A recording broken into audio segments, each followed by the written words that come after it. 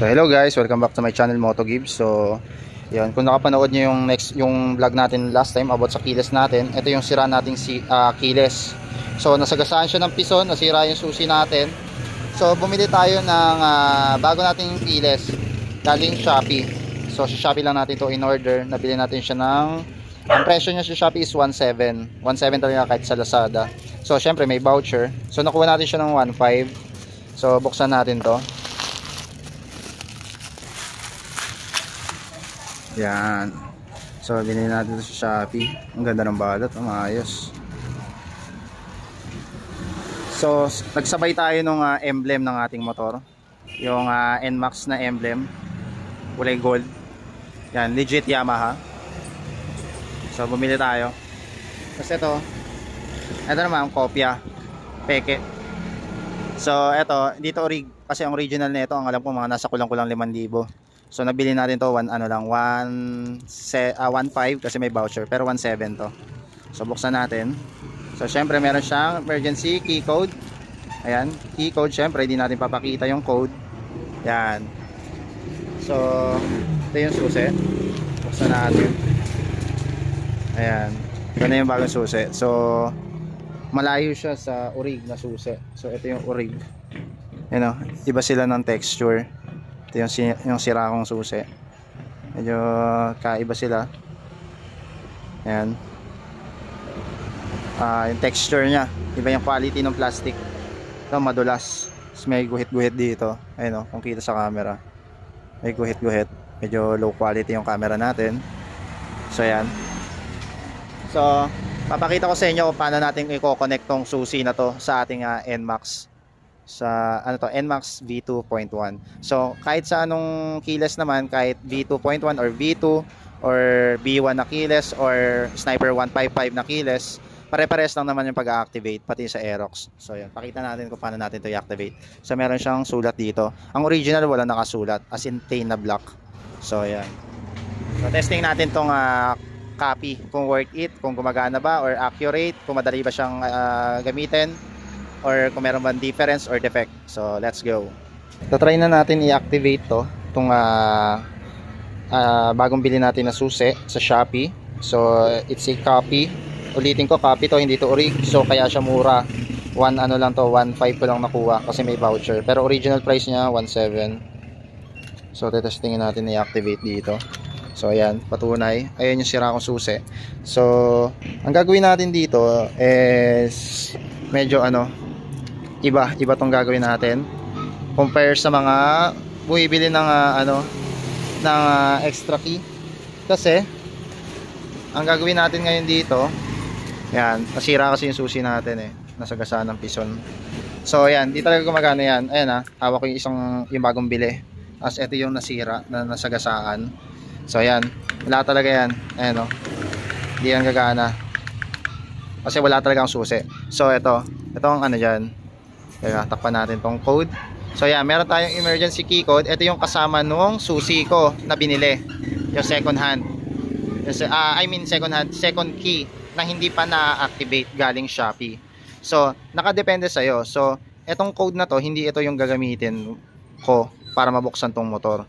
So ganito kasi yung pag-activate niyan.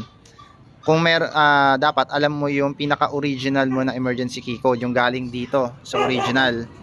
Yung original mong emergency key code, ayun yung pangbubukas mo ng motor mo.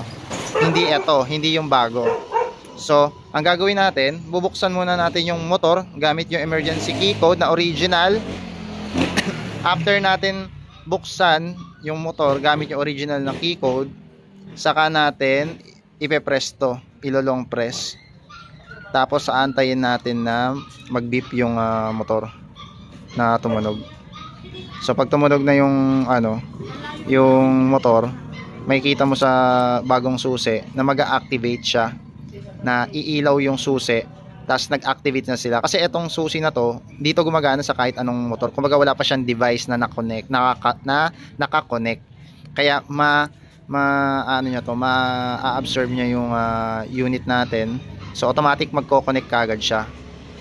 So ganun na mangyayari. Pero kung ayaw mo na gamitin yung luma mong emergency key code at ang gusto mong key code na is etong bago kasama na itong susi, iba naman yung process nun. So ituturo ko rin sa inyo yon. So sa ngayon, ang gagawin natin, gusto ko yung lumang emergency key code pa rin yung gagamitin ko. So gawin na natin. So ayan, ito yung lagay natin yan dyan, hindi natin gagamitin yung code na yan. So buksan muna natin tong itong motor natin gamit yung lumang emergency key code. So paano mabuksan? Pindutin to ng 3 beses na hold. Magkakaiba. So pag hinold mo to, iilaw siya ng isa. Yan, 1. So, hold mo ulit. 2. Tapos hold mo ulit. Sa pangatlong pindot, pag mag-i-steady yung ilaw niyan. Yan, nag-steady bitaw. Pagka bitaw mo, pagka wala ng ilaw, saka mo na input yung number. Hold mo to, 1, 2, 3, 4, 5, 6, 7, 8. Ganyan yung pagbilang ng number. Pag i-indicate mo yung number nung password ng emergency key code mo. So sa kada blink, ayun yung considered na 1, 2, 3, 4. Yan. So hanggang matapos mo yung 6 digit ng emergency key code mo. So sa panghuli, magi-steady yung ilaw nun. Tapos pwede mo nang buksan yung susi mo. Yan. Tapos hold natin to. Ay, isang press, tapos hold. Yan, hinold na natin. Yan, tumunog na. Nag-blink, tapos umilaw to. So, ayan. Pag na-connect mo na yung susi mo, pag kinlik mo to, magbi-blink-blink yan. Sasagot yung pinaka-cellphone mo. So, yan. Yun o, sumasagot, no? Ibig sabihin, na-activate mo na yung keyless mo sa motor mo. So yan, iilaw na siya. So testingin na natin kung mag-on ba yung ating keyless, ay ang ating motor. So yan yung susi. Pindutin natin. Oy, umilaw. Oy, nagbukas na rin siya. Yes, finally, may susi na ako. Ito yung susi ko, Diyos ko. Tagal kong hinintay to. So ito, dumating to mga after 3 weeks. Almost 1 month na rin. So, ito yung original. So, dinuplicate natin siya. Ginamit natin yung old na key code. Hindi ito. Hindi itong kasama. Kasi ayoko magbago yung key code ko. Gusto ko yung original. Para in case na bibili ulit ako ng isa pa, para maging dalawa na yung susi ko na buo, yung original pa rin yung gagamitin yung key code. So, ito wala na to. So, yan. So, thanks for watching. So, kung meron kayong tanong or i-clarify, pwede kayong mag-comment below, then sasagutin natin yung mga tanong nyo. So yun, thanks for watching, bye bye,